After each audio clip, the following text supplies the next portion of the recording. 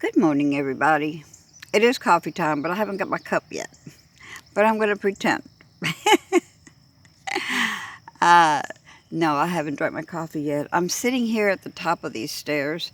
They go all the way down to the road below, and then you walk right up to the lake there. You know, listen to how quiet it is here.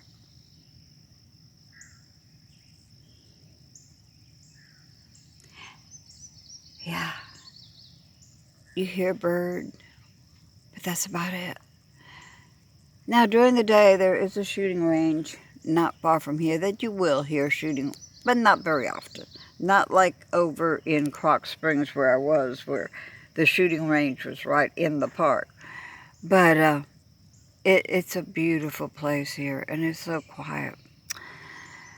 I haven't heard anything about Kankakee yet. I have stopped several times and called out to him over at the restaurant where I think it was that he got out. But I don't know. I just hope and pray that if anything, somebody found him and will be good to him, because he's an awesome cat. I mean, he's old. I think Kitty would be, oh goodness. I have had him with me for 4 years since my husband died, and I think he was 3 or 4 years old before that. So he's about close to 8 years old, maybe. I'm not sure exactly how old. But I know he was afraid. I know, because he's never been in a city. He never escaped in a city. I know he wasn't in the woods. He would have come home. Or he's a meower, loud meower. It sounds like he said ma, ma, ma. But nothing. Stayed there 3 days, nothing.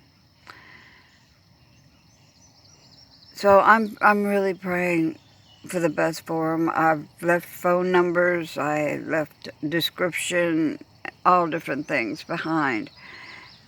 And who knows, maybe I will get a phone number. But in the meantime, all I can do is pray for the best. Pray for the best for him.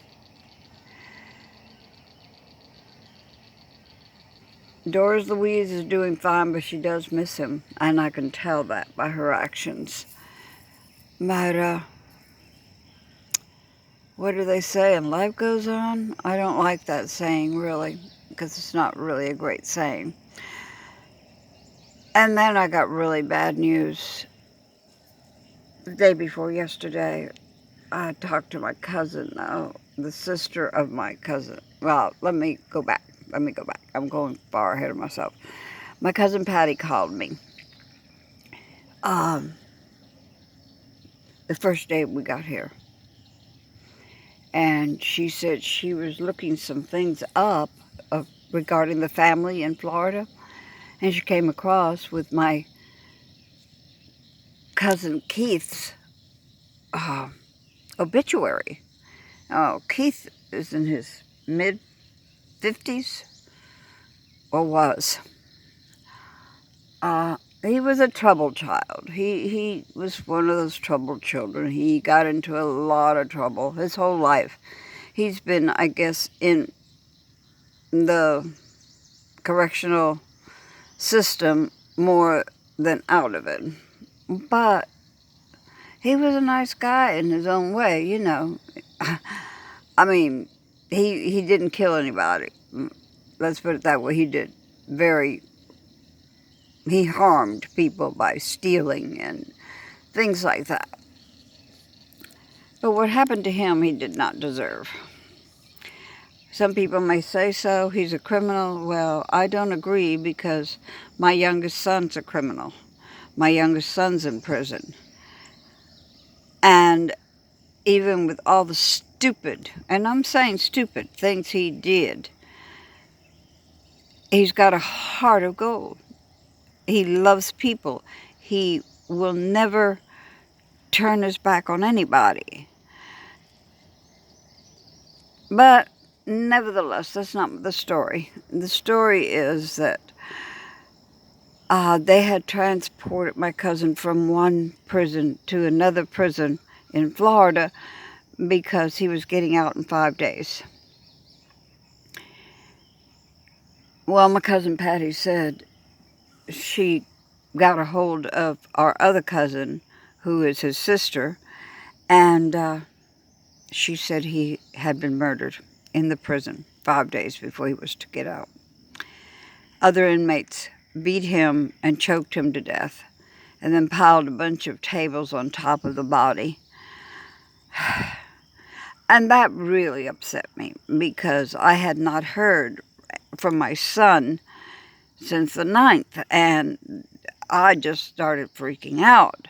You know, my God, something's happened to my son. I called the prison system yesterday, and I mean, my son, every day, he calls me once or twice a week, and every day they all have tablets now, and they can write letters, you know, and send out. But every day I'll get 1 to 3 letters from him, but I got nothing. Well, hearing about my cousin, I just totally freaked out. I called the prison system where my son's at, and I gave him hell, and I didn't use nice, kind words either.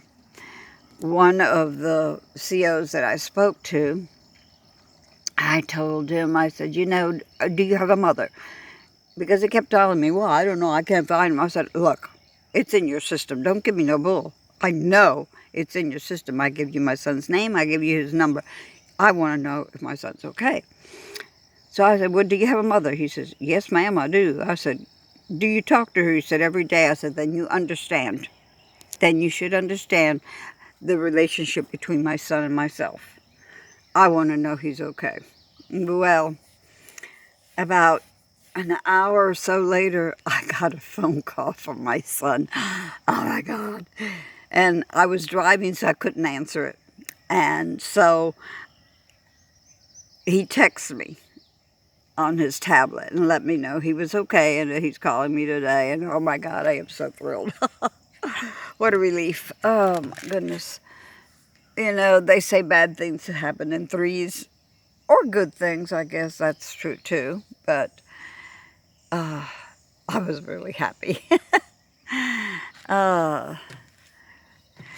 I hope lesson learned.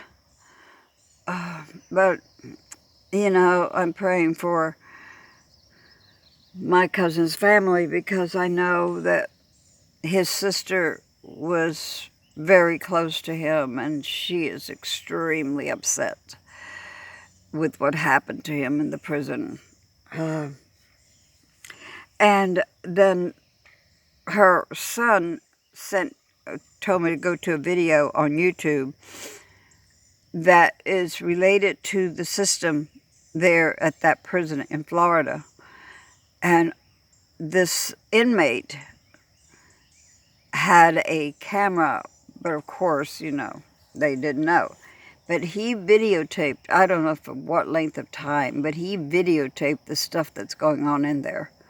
The drugs, the black mold, the violence. He videotaped all that. And wow. And it's not just that one in Florida. All of them are the same. All of them are the same. I know that my son said there is so much black mold in that place where he's at. And when they come to inspect it, prior to them inspecting it, somehow they find out there's going to be a health inspection and everybody's cleaning everything up. So it looks good, you know. You know how that goes. Anyway, I'm not going to linger on. This is a long video and I'm not going to keep on. But I just want to tell you all, I love you. Thank you for your support. Thank you for being there for me. And peace. Now I'm going to go drink my coffee. I want you all to go and pour yourself a cup of coffee too, okay? Love you.